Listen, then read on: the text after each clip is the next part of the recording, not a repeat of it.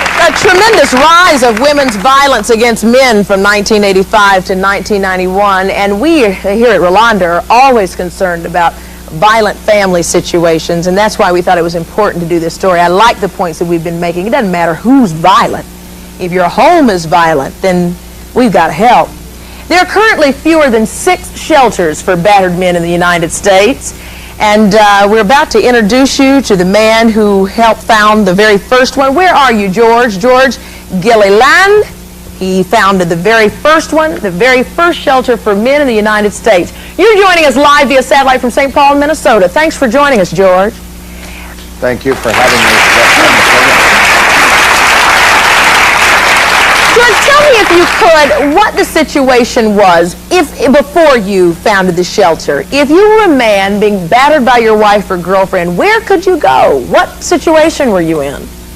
Well, you could do the same as I and many other men have done. You can spend the days and nights in your car with very little money in your pocket, or you can humiliate yourself by turning to friends or relatives and begging for a place to stay and food in your stomach if you want to. Other than that, there's virtually no place to turn to.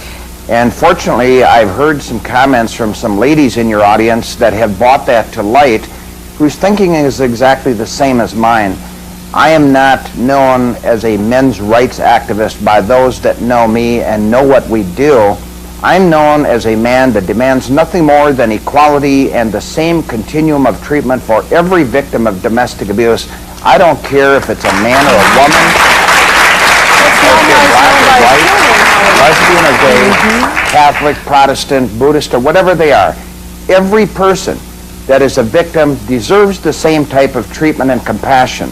That's right. And I think, too, that any act of abuse or assault ought to be treated equally. And as you've heard from some other people, this is not the case at all. From the audience, George. Just I have a statement. I'm not condoning this at all.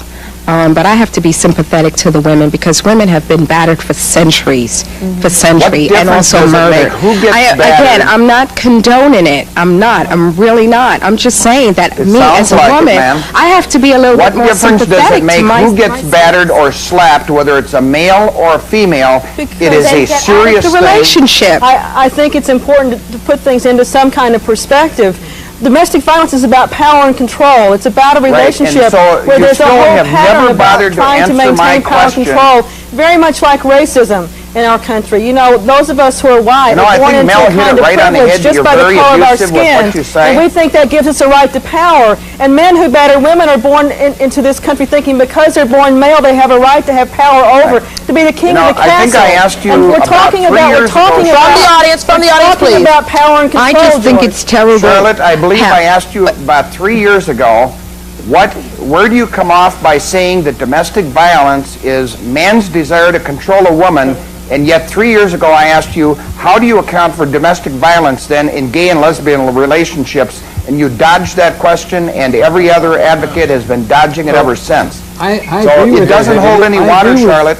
I agree with her that it is about power and control, but women hit to exercise power and control and to coerce also. And I have to say also, I think that Charlotte's approach is dangerous. I really do. Because by scapegoating men, you get men angry, so you get more male violence. And by implicitly condoning female... No, please, I'll let you finish. By implicitly condoning female violence, you get more of that. So all around, you get more violence, more victims. But you see, that's good for Charlotte, because that's more money for herself. And from the audience. From the audience, I just think it's terrible how the women are so insensitive to men's pain. I know men who are abused, and it's a terrible thing. And I think Mel's skirt looks great. How do the laws pertain to this? I want to talk to you about how the laws pertain to battered men when we come back. We'll be right back.